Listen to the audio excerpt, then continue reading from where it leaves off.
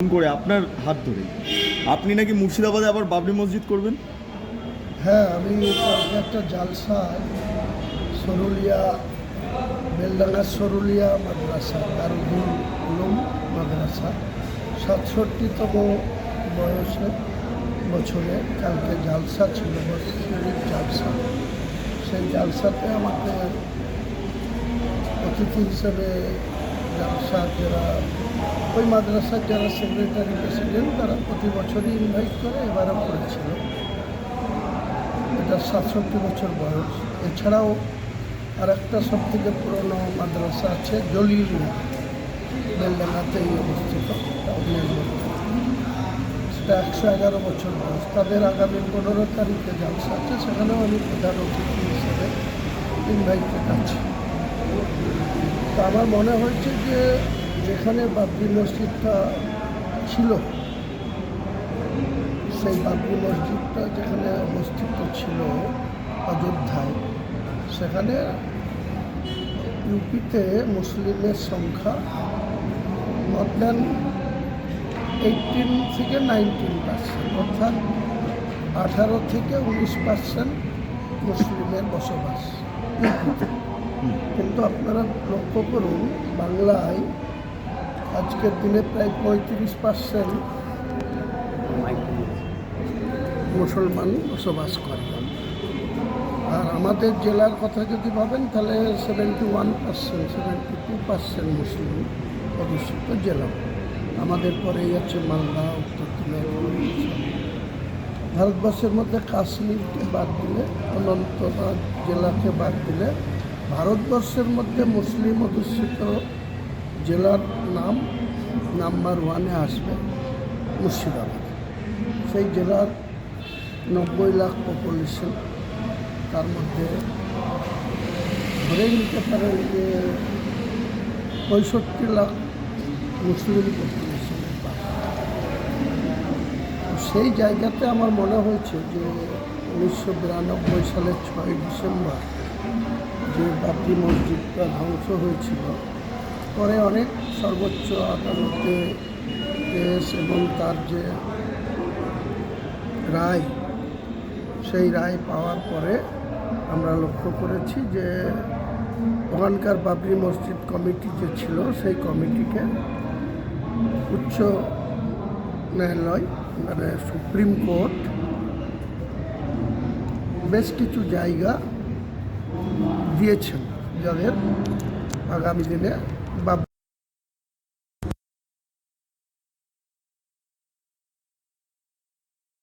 প্রায় 13-14 কিলোমিটার দূরে দিয়েছে। যাই হোক, সেই বাবরি মসজিদ কমিটি সুপ্রিম কোর্টের রায়ের পরে এই জায়গা তাদের যে দেওয়া হয়েছে, তারপরে কিন্তু আজ পর্যন্ত আমরা দেখছি না যে সেখানে একটা বাবরি মসজিদ প্রতিষ্ঠা করার জন্য সেইভাবে তারা নিতে পারছে না। কেন, সেটা আমার বিশদে জানার বিষয় না।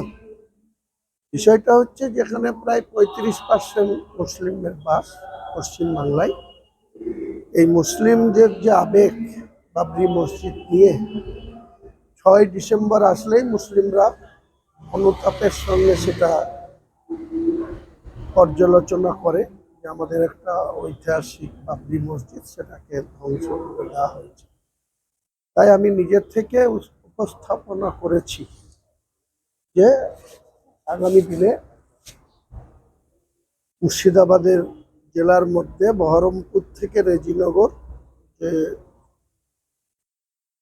35 কিলোমিটার ডিস্টেন্স, তার মধ্যে বহরমপুর থেকে 15 কিলোমিটার হচ্ছে বেলডাঙ্গা ডিস্টেন্স। সেই বেলডাঙ্গা বা রেজিনগর এইরকম কোনো একটা স্থানে 2 একর জায়গা মিনিমাম, অর্থাৎ 6 বিঘা, তার বেশি হলেও হতে পারে, কম হলে হবে না, এইরকম একটা জায়গা ক্রয় করে একটা বাবরি মসজিদের ট্রাস্টি তৈরি করে মুর্শিদাবাদ জেলার বিভিন্ন মাদ্রাসার যারা পরিচালনা করেন, মাদ্রাসার সেক্রেটারি প্রেসিডেন্ট, এছাড়াও অনেক মুসলিম সম্প্রদায়ের বিভিন্ন প্রভিশনে যারা থাকেন তাদের নিয়ে একটা বড় আকারে বাবরি মসজিদের ট্রাস্ট তৈরি করা, যার মেম্বার সংখ্যা 200-রও বেশি হতে পারে। সেই ব্যক্তিদের নিয়ে একটা ট্রাস্ট তৈরি করে তার রেজিস্ট্রেশন করে আমাদের চেষ্টা করব আমরা, ইচ্ছা এই মুসলিম ভাবাবেগকে বা মুসলিম সম্প্রদায়ের মানুষের এই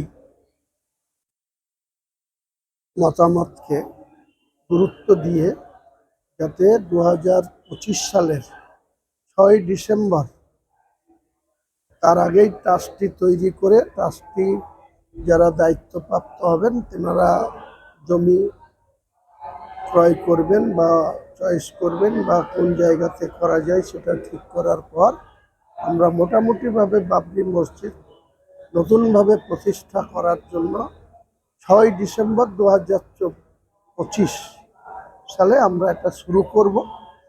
3 বছর 4 বছর 5 বছর যা টাইম লাগুক, এই টাইমের মধ্যে একটা বাংলার মুসলিমদের ভাবাবে সেটাকে গুরুত্ব দিয়ে করা। কিন্তু একটা তার সময়ে কিভাবে নির্বাচন হয়েছে আমরা মিডিয়ার মাধ্যমে যথেষ্ট দেখতে পেয়েছি। ঠিক আমাদের এখানে পঞ্চায়েত ইলেকশন যেভাবে হয়, পৌরসভা ইলেকশন যেভাবে হয়, উপনির্বাচনগুলো যেভাবে হয়, ওগুলো এমপি নির্বাচন ক্ষেত্রে ওই একইভাবে ওখানে ধরা দেখেছে। সুতরাং তিনি আইন শৃঙ্খলা নিয়ে যদি জ্ঞান দেয়, বাংলাদেশের মানুষ, সারা পৃথিবীর মানুষ আর বিশ্বাস করবে না। আর দ্বিতীয় কথা হচ্ছে যে আপনি বলছেন কারা ছাড় পেয়েছে, যারা ছাড় পেয়েছে তাদের মধ্যে কে কত দাগি না গিয়ে বলতে পারবো না, তবে অনেকে কিন্তু জেল মুক্তি হয়েছে।